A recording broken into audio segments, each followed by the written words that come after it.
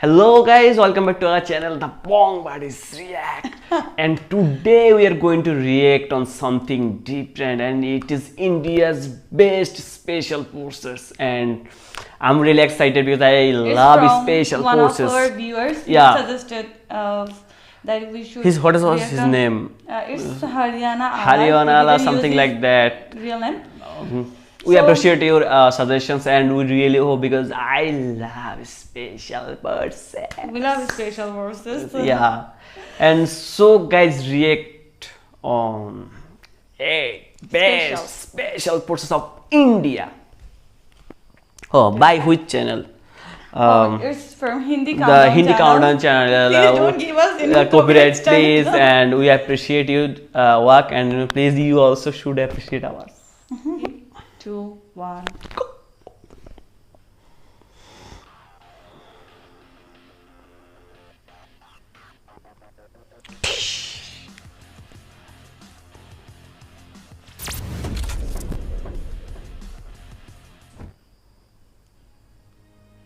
भारत अपने पड़ोसी देशों के कारण हमेशा से आतंकवाद की समस्याओं से जूझता रहा है। दुनिया के 7वें सबसे बड़े देश की सुरक्षा करना इतना आसान नहीं होता अगर हमारे जांबाज सिपाही न होते। भारतीय हॉलीवुड मूवी देखकर सोचते हैं कि हमारे भारत की स्पेशल फोर्सेस कब American marines, navy seal commando की तरह होगी। लेकिन आपको जानकर हैरानी होगी कि कुछ स्पेशल भारतीय फोर्सेस का रुतबा पूरे विश्व में अमेरिकन फोर्सेस और इजरायली फोर्सेस से भी बढ़कर है। आमतौर पर आप सेना के नाम पर आर्मी, नेवी और एयरफोर्स को ही जानते हैं, पर भारत के पास कुछ ऐसी भी स्पेशल फोर्सेस हैं जो सबकी नज़र में आए बिना दुश्मनों के दांत खट्टे करने का हुनर जानती है। तो आइए जानते हैं हिंदी काउंटडाउन की इस वीडियो में कुछ ऐसी ही फोर्सेस के बारे में। लेकिन शुरू करने से पहले जो नए दर्शक हैं वो हमारे चैनल हिंदी काउंटडाउन को सब्सक्राइब जरूर करें और please subscribe the channel obviously, आगे आप देख सकें हमारे वीडियो सबसे पहले। नेशनल सिक्योरिटी गार्ड ये देश में सबसे ज्यादा प्रसिद्ध स्पेशल कमांडो फोर्स में से एक है। आतंकवाद को रोकने और राज्य में हो रहे इंटरनल डिस्टर्बेंस को संभालने और वीवीआईपी सुरक्षा के लिए किया जाता है। इसे आम भाषा में एनएसजी ब्लैक कैट कमांडो के नाम से जाना जाता है। एनएसजी कमांडो हमेशा काले रंग के नकाब, काले कपड़े और काले रंग के ही अन्य जरूरत के सामानों का प्रयोग करते हैं। इसलिए एनएसजी कमांडो को ब्लैक कैट कमांडो भी कहा जाता है। देश के सबसे महत्वपूर्ण पदों पर बैठे लोगों की सुरक्षा एवं आतंकवादी हमलों से बचाव एवं जवाब देने की जिम्मेदारी एनएसजी कमांडो की होती है। एनएसजी कमांडोज का एक ही नारा है, one for all for one. I saw them there, you know the Mars. के ऑपरेशन ब्लू स्टार के बाद इसकी स्थापना की गई। ये फोर्स अपने काम को करने में बिल्कुल भी नहीं हिचकिचाती, फिर चाहे वो दुश्मन को ढूंढ कर निकालना हो या फिर देश में घुसे आतंकवादियों को मारना हो। 26/11 के मुंबई हमले में बिना किसी मुसीबत के सफलतापूर्वक आतंकियों से निपटने में इन कमांडो का बहुत बड़ा हाथ था। एनएसजी कमांडो न सिर्फ भारत बल्कि विश्व की सबसे बेहतर फोर्स में शुमार है। आज भारत के एनएसजी कमांडोज की गिनती इजराइल, अमेरिका, रूस और फ्रांस के कमांडो के साथ होती है। पूरे एशिया में हमारे एनएसजी कमांडो के मुकाबले कोई दूसरी फोर्स नहीं है। अपने गठन के बाद आज तक एनएसजी कमांडो 2 दर्जन से ज्यादा खतरनाक ऑपरेशनों को अंजाम दे चुके हैं। किसी भी ऑपरेशन में वे आज तक असफल नहीं हुए। गरुड़ फोर्स भारतीय वायुसेना के स्पेशल फोर्स की जरूरत तब महसूस हुई जब 2001 में आतंकियों ने जम्मू और कश्मीर में 2 एयरबेसों पर हमला किया। आसमानी रक्षक गरुड़ फोर्स का गठन 2004 में किया गया था। गरुड़ फोर्स हवाई युद्ध में माहिर मानी जाती है। अपने हुनर से इनको पता होता है कि कैसे दुश्मन की सीमाओं में घुसकर अपने साथियों को सफलतापूर्वक बाहर निकालना है। गरुड़ फोर्स की ट्रेनिंग भारत की कुछ सबसे सफल फोर्स के द्वारा की गई है। गरुड़ फोर्स को दुनिया के सामने 2004 में एयरफोर्स डे के दिन लाया गया था। गरुड़ कमांडो काफी खूंखार और दुनिया के सबसे अत्याधुनिक हथियारों से लैस है। इनका मोटो है प्रहार से सुरक्षा। ये हर तरह के प्रहार से देश की सुरक्षा करने के लिए तैयार रहते हैं। मार्कोस भारतीय नौसेना की सर्वोत्तम स्पेशल फोर्स है। ये हर तरह के कामों में माहिर है, फिर चाहे वो दुश्मन से आमने सामने की लड़ाई हो, बंधकों को बचाना हो या फिर डायरेक्ट एक्शन। जल संबंधी कार्यों में तो इन्हें महारत हासिल है। इस फोर्स को दाढ़ी वाली फौज के नाम से भी जाना जाता दाढ़ी है वाली फौज? क्योंकि ये नागरिकों वाली जगह में दाढ़ी बढ़ाकर आते हैं ताकि अलग से इन्हें पहचाना ना जा सके। Marcos I'm not commando one. हमेशा अत्याधुनिक हथियारों से लैस रहते हैं हेलो। ताकि ये हरदम दुश्मन के आगे रह सके। कारगिल युद्ध और मुंबई 26/11 हमले में मार्कोस कमांडो ने ही साथ दिया था। मार्कोस बनने की ट्रेनिंग 2 साल की होती है। इसकी खास बात यह है कि इसमें 20 से 24 साल के युवाओं का ही चयन किया जाता है। अपनी ट्रेनिंग के दौरान उन्हें अमेरिका और ब्रिटिश स्पेशल फोर्स के साथ काम करने व सीखने का मौका मिलता है, जिससे हर तरह से लड़ने के लिए तैयार हो जाते हैं। कोबरा फोर्स, कोबरा जैसा नाम वैसा काम। कोबरा फोर्स सीआरपीएफ की स्पेशल फोर्स है जिसे commando battalion for Resolute action के नाम से भी जाना जाता है। इस फोर्स का गठन नक्सलवाद का खात्मा करने के लिए किया गया था। इनका काम है जंगल की लड़ाइयाँ लड़ना। इनकी लड़ाई लड़ने के तरीके को गुरिल्ला टैक्टिक्स भी कहते हैं। बताते चलें कि नक्सली जंगलों में अंदर तक छुपे रहते हैं, इसलिए उन्हें ढूंढ कर निकालने का काम इन्हें दिया जाता है। सीआरपीएफ में भर्ती होने वाले जवानों में से ही कोबरा कमांडो को चुना जाता है। चयन के बाद कोबरा में शामिल करने के लिए जवानों को कभी 4 तो कभी 9 महीने का कड़ा प्रशिक्षण दिया जाता है। इस फोर्स का मोटो यश या मृत्यु है। जंगल में होने वाली लड़ाई में कोबरा फोर्स को भारत की सबसे अनुभवी और सफल फोर्स कहा जाता है। कोबरा फोर्स के सैनिकों को गुरिल्ला लड़ाई, बम को ढूंढना, जंगल में जिंदा रहने की तरकीबें जैसे हुनर सिखाए जाते हैं ताकि मुश्किल समय में भी सिपाही को पता हो कि उन्हें क्या करना है। ये फोर्स अब तक 2 शौर्य चक्र सहित 9 वीरता पुरस्कार से नवाजी जा चुकी है। फिलहाल देश में कोबरा की 10 यूनिट है। एक यूनिट में करीब 1300 जवान शामिल होते हैं। Wow. कोबरा की स्नाइपर यूनिट भी भारतीय स्पेशल फोर्सेज में बेस्ट मानी They're जाती है। huge.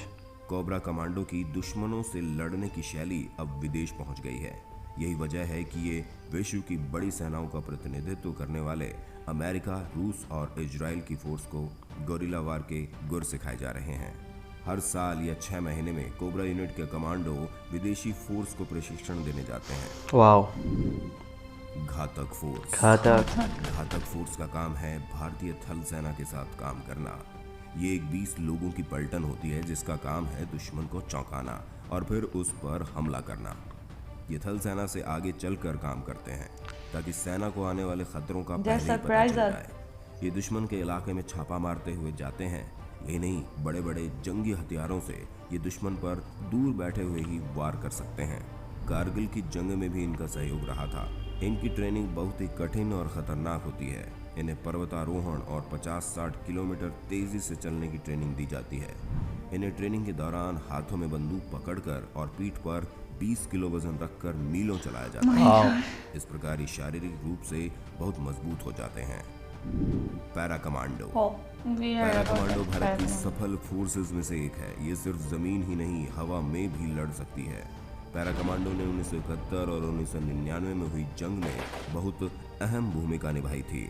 पैरा कमांडो को पैराशूट से कूदकर दुश्मन के इलाकों में अंदर तक घुसने में महारत हासिल होती है। पैरा कमांडो का नाम अभी बीते वर्ष में बहुत सुना गया। हाल ही में हुए सर्जिकल स्ट्राइक में इसने पाकिस्तान के कश्मीर में घुसकर आतंकी ठिकानों को नष्ट किया था। यह आतंकियों से निपटने, बंधकों को बचाने के लिए खासा मशहूर है। पैरा कमांडो फोर्स भारत की सबसे पुरानी पैराशूट रेजिमेंट है। लगभग 3 साल तक चलने वाली इसकी ट्रेनिंग बहुत ही कठिन मानी जाती है। फोर्स 1। मुंबई हमले के बाद महाराष्ट्र सरकार ने ये फैसला किया कि वो अब अपने महानगर की सुरक्षा के लिए एक खुद की फोर्स बनाएगा। इस कड़ी में उन्होंने फोर्स 1 का गठन किया। ये दुनिया में सबसे तेज गति से कार्रवाई करने वाली टीम है जो महज 15 मिनट में अपने सभी सामानों के साथ तैयार हो जाती है। इनको NSG और इजराइल की स्पेशल फोर्सेस द्वारा ट्रेनिंग देकर तैयार किया जाता है। विस्फोटक का ज्ञान, अचूकता से दुश्मन पर गोली बरसाने की इनकी कला इनको अलग बनाती है। कहा जाता है कि मुंबई में किसी भी प्रकार के आतंकी हमले को रोकने में ये सक्षम है। इनकी भर्ती के समय 3000 आवेदन आए थे, जिनमें से बस 216 का ही चयन किया गया। Special frontier force. भारत चीन युद्ध के बाद 14 नवंबर 1962 में इसकी स्थापना की गई। इसकी स्थापना का तत्कालिक उद्देश्य था चीन के साथ किसी भी अगले युद्ध की स्थिति में चीन में घुसकर वार करना। स्पेशल फ्रंटियर फोर्स एक स्पेशल पैरामिलिट्री फोर्स है जो जासूसी, निरीक्षण, सीधी कार्रवाई, बंधकों को मुक्त कराना, काउंटर टेररिज्म, खुफिया सैन्य ऑपरेशन आदि के लिए जानी जाती है। इसके लिए कमांडो गुरिल्ला लड़ाई, पहाड़ी और जंगल के युद्ध आदि के लिए विशेष रूप से ट्रेंड होते हैं। वो बात और है कि भारत को कभी इस फोर्स की इसके असली काम की जरूरत नहीं पड़ी। ये रॉ के साथ मिलकर काम करती है, जो कि एक भारतीय खुफिया संगठन है। इस फोर्स को किसी भी मिशन से पहले प्रधानमंत्री को सूचना देनी पड़ती है। तो ये थी भारत की सबसे खतरनाक स्पेशल फोर्सेस। इनके कमांडो हर सुरक्षा के लिए तैयार खड़े रहते हैं। इन्हीं के कारण हम और आप चैन से जिंदगी जी पाते हैं। वैसे भी एक कमांडो बनना कोई आसान काम नहीं है। कड़ी मेहनत में शरीर टूट जाने तक की ट्रेनिंग और मानसिक दबाव को झेलना पड़ता है। हंसते हंसते देश पर अपना सब कुछ न्यौछावर कर देने वाले ऐसे जांबाजों को शत शत नमन। ये बहुत ही दुख की बात है कि हम भारतीयों को अपनी स्पेशल फोर्सेस के बारे में ज़्यादा नहीं पता। हमें अपनी समस्त सेनाओं और स्पेशल फोर्सेस का शुक्रगुजार होना चाहिए, जिनकी वजह से हम सुरक्षित हैं। जय Hind.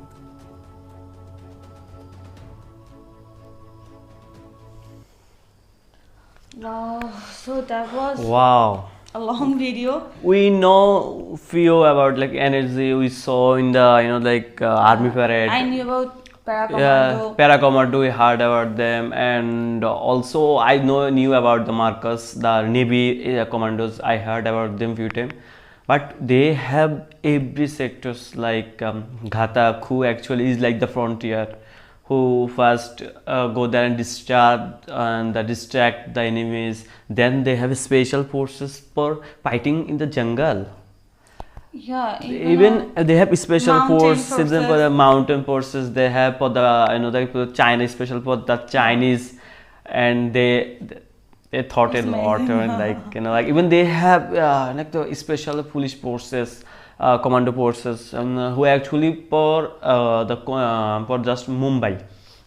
You hope other team also have a few people like that, but we know the India is a huge country and it has a great military, and obviously they also are facing the terror from the outer world, and so every country they need some commandos who can do the instant work.